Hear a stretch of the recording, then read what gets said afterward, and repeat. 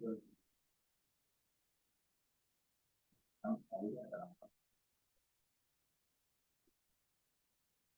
Bapak Ibu, mari kita lanjutkan kembali materi pembahasan atau pembelajaran doktrin Allah Tritunggal. Khususnya hari ini kita perhatikan bersama-sama makna teologis dari istilah kata kita. Ya, kata kita.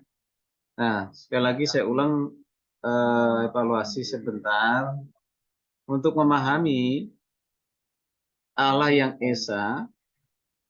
Tentu kita juga harus memahami ya tiga pribadi yang jamak, ya tiga pribadi atau pribadi yang jamak. Apa yang esa, apa yang jamak tentu sudah dijelaskan, yaitu bukti keesaan dan juga bukti kejamakan, ya. Nah, hari ini kita mau lihat bersama-sama apa sih makna teologis dari istilah kata kita di Kejadian 1 ayat 26, ya. Di pertemuan kedua kita sudah singgung ya, sudah disinggung bahwa ada yang mengatakan kata kita ini bukan menunjuk kepada Allah Elohim, ya. Jadi yang benar Allah Elohim adalah Kejadian 1 ayat 1. Itu diakui sebagai Elohim, itu pada mulanya Allah menciptakan. Jadi kata Allah itu Elohim. Itu benar dalam bahasa Ibraninya. Dan ini tentu sama dengan kata kita. Nah, kata kita juga menunjukkan kata Elohim. Nah, apa maknanya? Apakah benar bahwa kata kita itu adalah menunjuk kepada ajakan Allah kepada malaikat, ya, ajakan Allah kepada malaikat untuk menciptakan manusia, ya. Ada lagi yang punya pemahaman bahwa kita ini ajakan Allah kepada pertama manusia dan yang kedua adalah Roh Kudus, ya. Nah, jadi tidak dilibatkan di situ ada Yesus, ya. Tadi ada juga yang memahami makna dari kata kita itu yaitu Allah, ya, Allah dan manusia, manusia lain, ya, manusia lain dan di dalamnya ada malaikat. Apakah benar demikian? Nah, ajaran itu bukan ada di agama lain. Ajaran itu bukan berkembang di agama lain. Tapi ajaran itu dan diyakini itu ada di lingkungan oleh orang Kristen. Nanti kita akan putar videonya yang mereka yang mengatakan kata kita ini bukan kata Elohim, bukan menunjukkan tiga pribadi. Ya, tiga pribadi. Oke. Baik. Kita lanjutkan.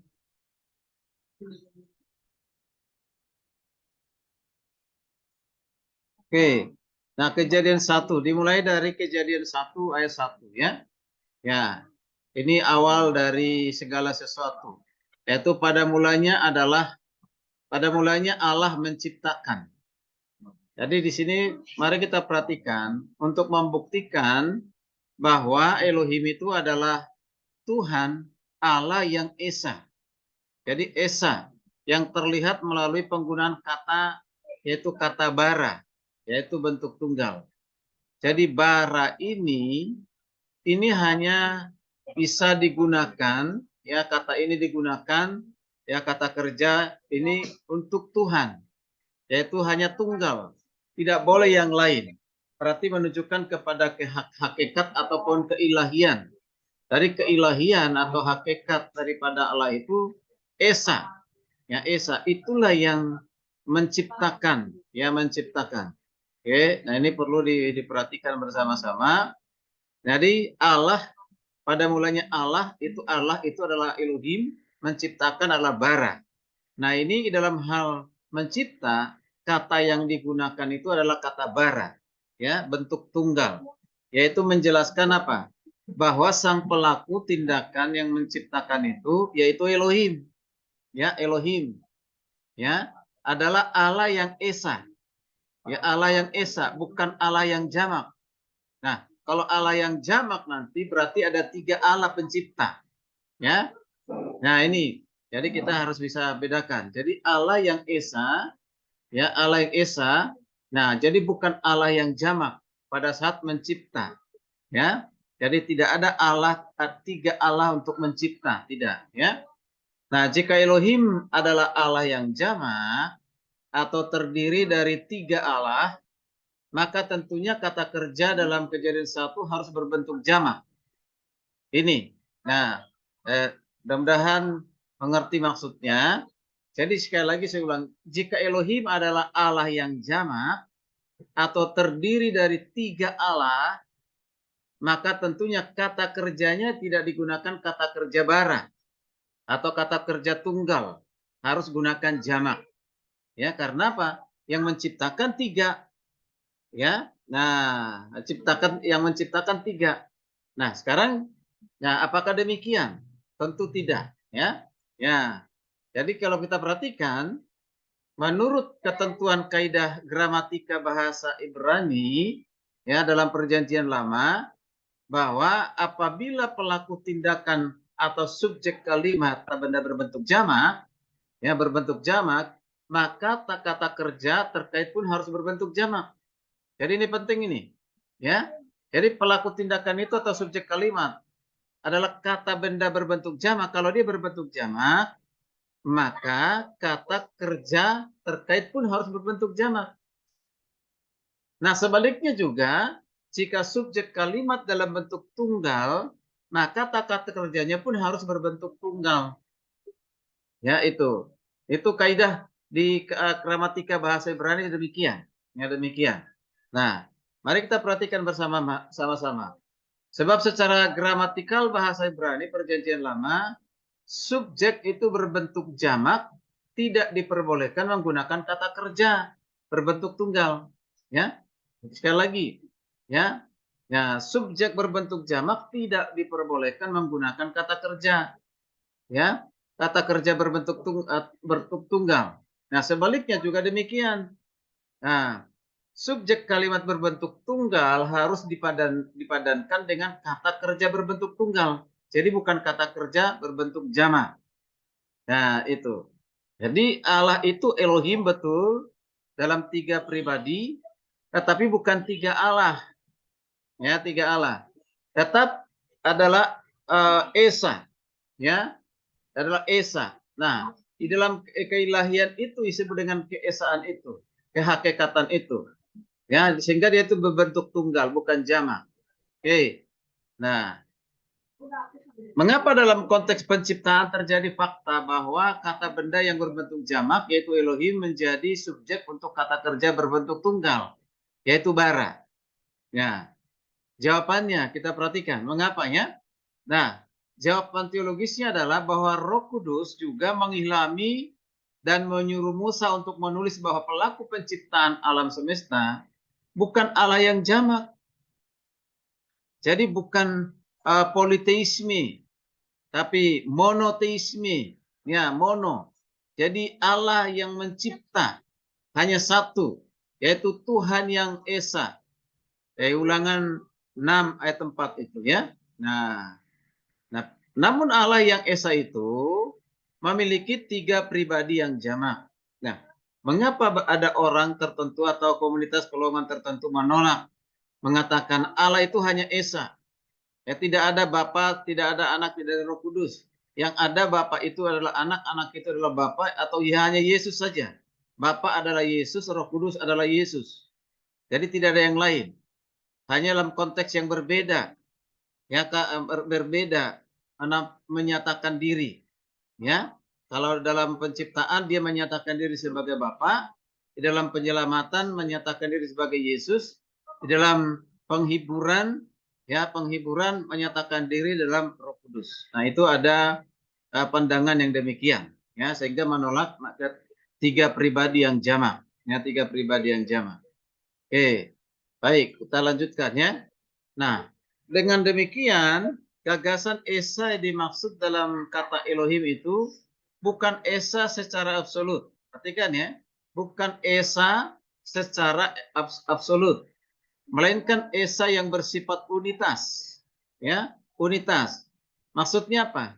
Yaitu Esa yang memiliki sejumlah elemen, yaitu yang dimaksud tiga pribadi ilahi yang dikenal sebagai Bapa, Anak, dan Roh Kudus. Nah, itu 3 pribadi itu. Nah, itu fakta di dalam Alkitab, ya, yang tidak bisa dibantah dengan cara apapun, ya. Jadi, di dalam keesaan itu secara ilahi, ya, bersifat unitas. Jadi, di sana ada sejumlah elemen atau 3 pribadi, yaitu Bapa, Anak, dan Roh Kudus. Nah, apa dikatakan oleh Charles Ryrie dalam bukunya, ya, Teologi Dasar? Nah, dikatakan apa? Istilah Elohim itu merupakan nama keilahian.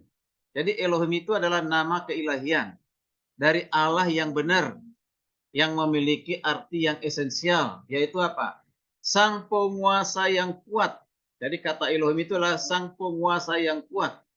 Nah, kata Elohim yang berbentuk jamak itu apa? Menekankan tentang apa? Kemuliaan, kuasa, otoritas yang sempurna dan melimpah yang dimiliki oleh Allah Tritunggal. Itu luar biasa. Jadi kemuliaan itu ada pada Bapa, ada pada Yesus, ada pada Roh Kudus. Kuasa itu ada pada Bapa, ada pada Anak, ada pada Roh Kudus. Demikian juga otoritas itu ada pada Bapa, ada pada Anak, ada pada Roh Kudus. Dan sempurna, ya. Ketiganya kemuliaan, kuasa, otoritas sempurna di dalam Bapa, Anak, dan Roh Kudus. Jadi kita menolak yang mengatakan bahwa ya Yesus kurang berkuasa atau Yesus itu punya kuasa, ya adalah satu pemberian yang diterimanya. Dan ada suatu saat kuasa itu bisa diambil, dikembalikan kepada Bapa, sehingga Yesus mengalami namanya kekosongan, ya. Nah, itu. Ajaran seperti itu tentu ya harus kita tolak, ya. Kembali Charles Ryrie mengatakan kata kerja, ya kata kerja bara yaitu menjelaskan daya atau energi supranatural yaitu kreativitas aktif dari Allah Tritunggal di dalam menciptakan alam semesta. Nah, itu kata kerja. Jadi sekali lagi bara ini tidak bisa digunakan kepada ciptaan ataupun oknum-oknum lain selain kepada yaitu pencipta. Siapa pencipta? Yaitu Allah. Jadi hanya Allah, ya, kepada Allah yang bisa menggunakan kata bara. Nanti kita lihat karena pengertian bara itu adalah dari yang tidak ada menjadi ada atau disebut dengan ex nihilo, ya. Ya. Oke. Jadi sudah jelas kata Elohim adalah kata yang bergagasan tunggal. Perhatikan kata El itu kata tunggal. Namun memiliki elemen yang jamak, maka diakhiri dengan im. Ya, im. Ya, hari Rabu lalu saya sudah sampaikan contoh kalau dalam bahasa Inggris kalau satu buku ya satu buku book, tapi kalau beberapa buku box pakai s. Demikian juga teacher, satu guru. Atau bisa juga ya teachers, berarti ada beberapa guru. Maka dengan akhirnya dengan s. Nah, kalau dalam Ibrani diakhiri dengan im. Nah, kalau kata im itu menunjukkan ya kejamakan, ya. Ya, jadi digunakan pada kata kerja Elohim dari kata El atau Eloah, ya. Masih ingat ya? Ada kata Eloah, ada kata Elohim, ya. Ya, atau kata El, ya, El Shaddai misalnya, ya. Ya, ada El Shaddai. Nah, itu menunjukkan keesaan ketika digabungkan dua kata itu menjadi Elohim, yaitu yang tunggal, memiliki elemen, ya beberapa elemen. Jadi tentu tidak lebih dari 3 ya. Oke, baik. Nah, sedangkan kata kerja yang berbentuk tunggal ini menegaskan bahwa yang menciptakan alam semesta dan bumi yaitu setara segala isinya, yaitu setara, ya. Yang segala isinya adalah Allah yang esa. Nah, jadi dalam penciptaan itu Bapa terlibat, Anak terlibat, Roh Kudus juga ada di dalamnya, ya di dalamnya. Jadi menunjukkan pada kesetaraan, gitu ya. Nah, jadi jangan seperti pemahaman orang lain. Bagaimana 3 pribadi bisa menciptakan? Nah, itu karena dihitung dari jadi pikirnya pribadi itu adalah menghitung seperti matematika, 1 tambah 1 tambah 1 sama dengan 3. Tentu tidak demikian. Atau melihat seolah-olah ada 3 kursi. Tidak demikian. Tidak boleh diartikan secara fisik atau biologis, ya. Oke. Nah, itulah saya katakan dari awal keunikan dari Allah kita, ya. Allah kita yang esa menyatakan diri dalam 3 pribadi itu. Nah, sebagai kesimpulan, nama Elohim itu mengandung pengertian bahwa Tuhan Allah Sang Pencipta adalah Esa, namun memiliki pribadi lebih dari satu, yaitu siapa? Tiga pribadi yang berbeda itu. Tadi diulang Bapa, Anak, dan Roh Kudus. Nah, jadi kata benda jamak Elohim sesungguhnya menjelaskan bahwa secara ilahi Allah itu Esa, itu secara ilahi, ya. Jadi secara ilahi Allah itu Esa atau bisa dikatakan satu, ya. Jadi kita ini adalah penyembah Allah yang Esa. Namun secara pribadi Allah itu jamak, ya, atau disebut dengan terkenal dengan sebutan tiga pribadi, yaitu Bapa, Anak, dan Roh Kudus. Nanti kita diskusikan apa sih yang dimaksud dengan pribadi itu. Nah, jadi pemahaman non-Kristen dengan Kristen itu ada perbedaan, ya. Ya, oke. Kalau non-Kristen memahami pribadi itu adalah tubuh, jiwa, dan roh, baru itu pribadi. Tanpa tubuh maka itu bukan pribadi, ya. Apakah demikian? Ya, itu. Jadi apa yang membuktikan pribadi, ya, ya, suatu oknum. Oke. Nah, masih terus memperhatikan kejadian 1:26, yaitu marilah kita menjadikan manusia. Oke, ini tadi yang pandangan saya katakan demikian, ya.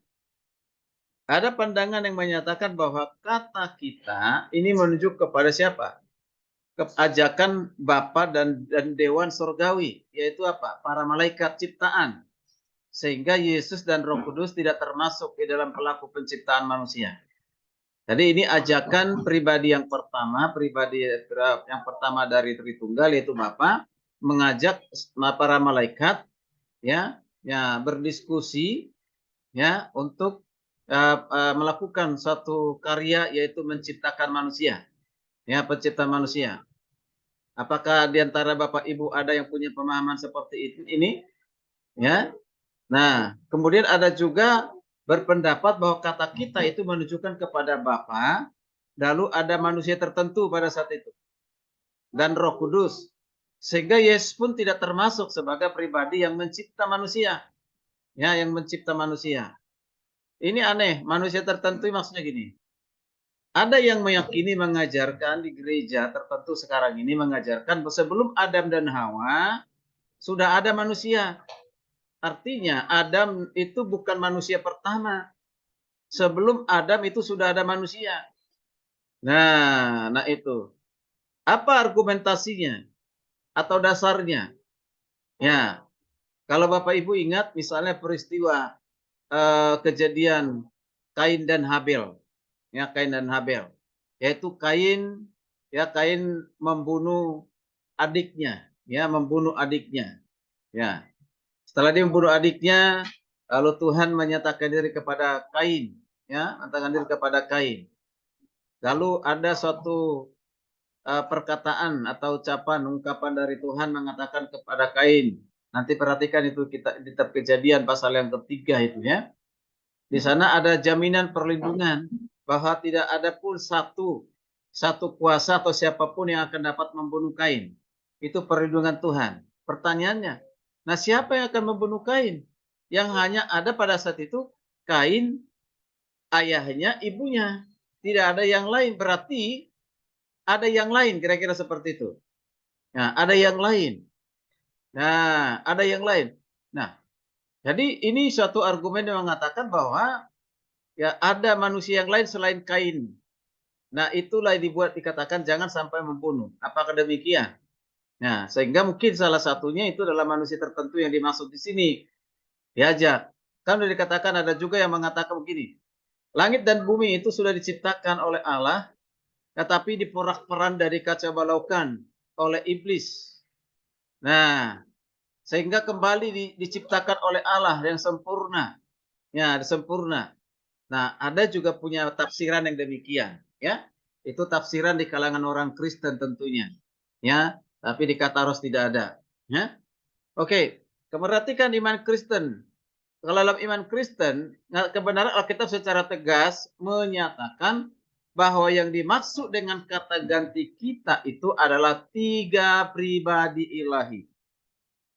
ya, yaitu 3 pribadi ilahi yang masing-masing setara, yaitu Maha Kuasa. Siapa? Bapa, Yesus, Roh Kudus. Bapa setara dengan Yesus, Yesus setara dengan Bapa, Roh Kudus setara dengan Yesus, Yesus setara dengan Roh Kudus. Ya, setara di dalam hal apa? Di dalam keilahian. Yaitu kalau Bapa Maha Kuasa, Yesus juga Maha Kuasa. Kalau Yesus Maha Kuasa, Roh Kudus juga Maha Kuasa. Nah, jadi tiga-tiganya punya sifat yang sama dan tidak ada berkurang kualitasnya seperti ada orang teori pandangan yang mengatakannya ketika Allah menjadi manusia, maka kuasa keilahian itu menurun kualitasnya. Ya, ya menurun kualitasnya. Nah, ada juga pemahaman yang mengatakan bahwa ya keilahian yang dimiliki oleh Yesus itu sesungguhnya adalah kuasa saja, bukan sifat yang sesungguhnya, hanya kuasa, ya. Jadi bukan keilahian yang sesungguhnya yang seperti dimiliki oleh Bapa. Nah, itu ya.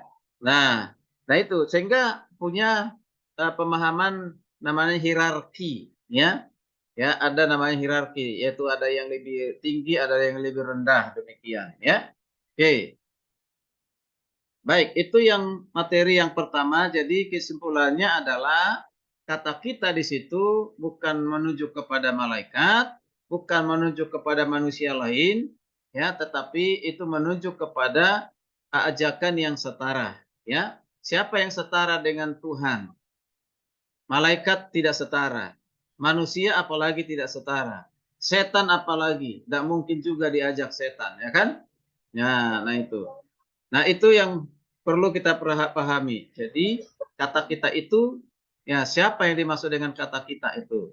Ya, itu udah jelas, ya. Oke, sebelum kita lanjutkan, kita putar dulu satu video ya. Yang satu video, kita lanjutkan nanti di sini.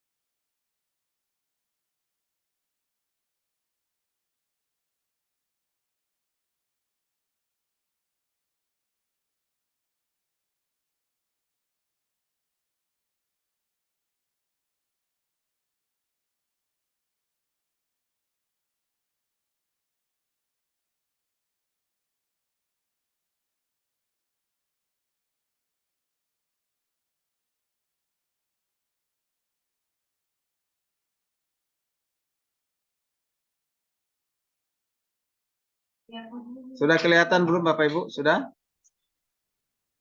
Sudah, Pak. Halo? Sudah.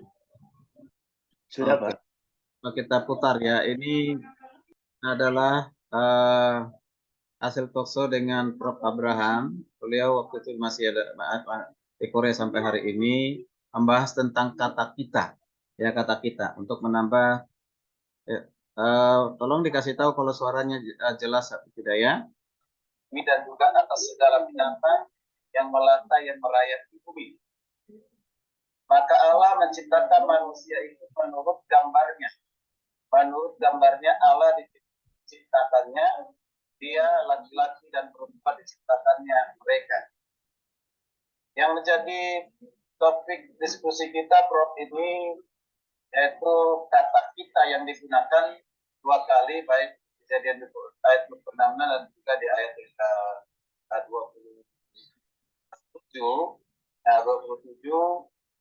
dan juga sekaligus kata yaitu menurut gambar dan rupa kita. Jadi ada kata kita dua kali, baiklah kita menjadikan manusia menurut gambar dan rupa.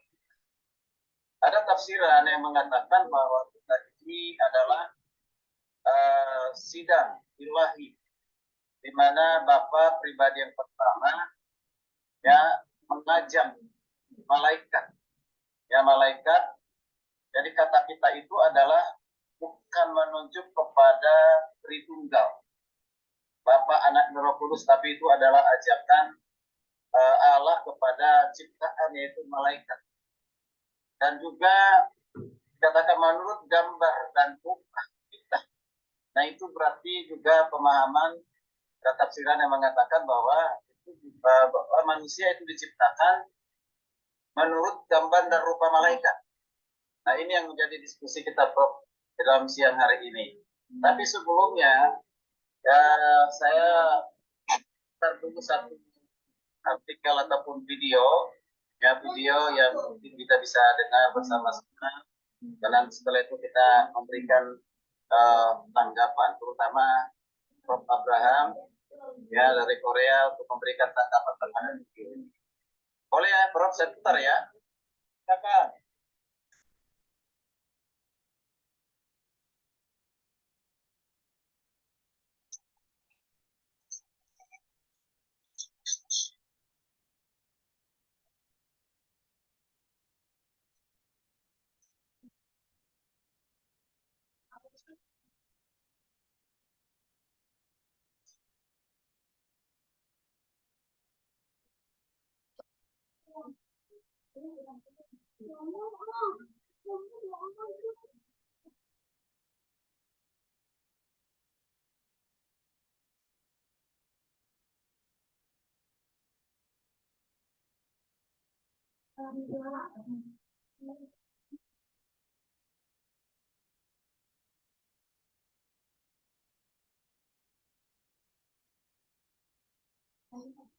Sudah kelihatan belum? Ya sudah. Oke, saya putar ya.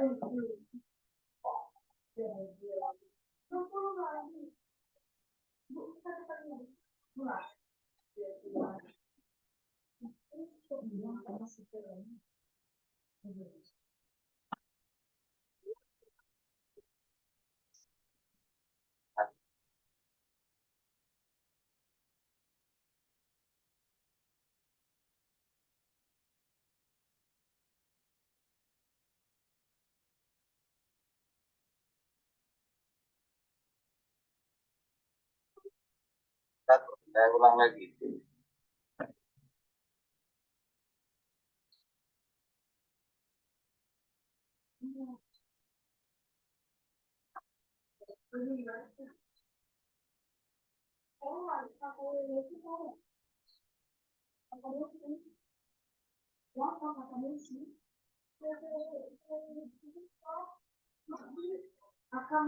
Bisa ya? Play. Oh. Sudah ini. Sudah di play.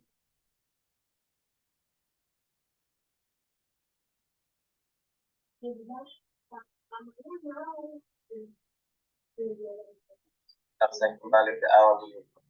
Bentar.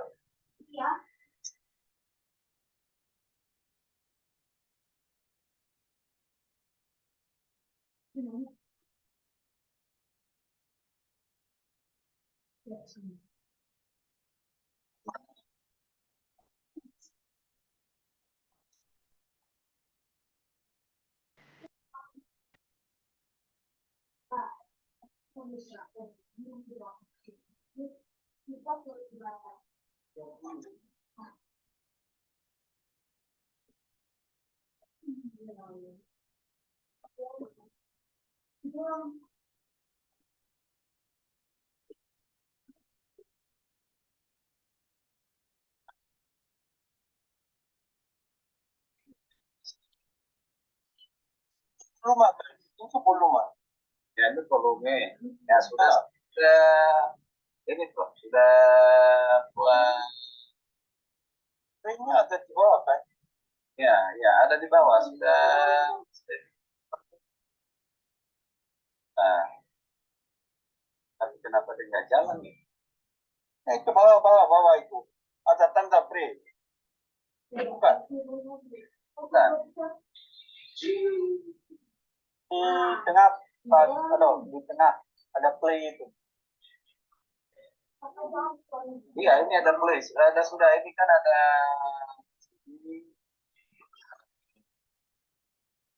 Biasanya udah begini. Ini kan ada proses.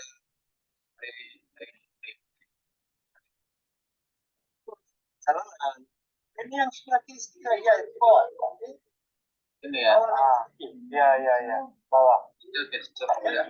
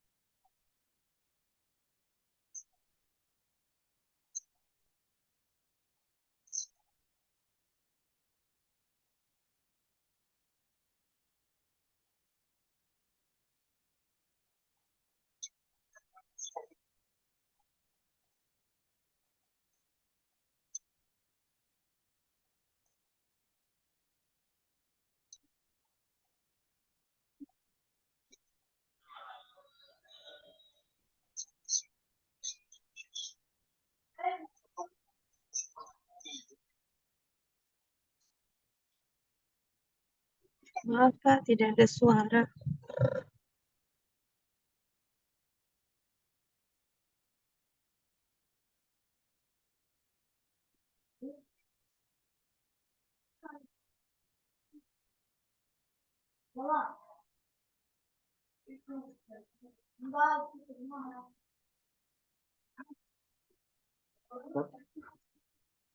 Ya, sepertinya tidak jelas ya. Tidak ada suara. Nggak ada suara. Aduh, sayang ya.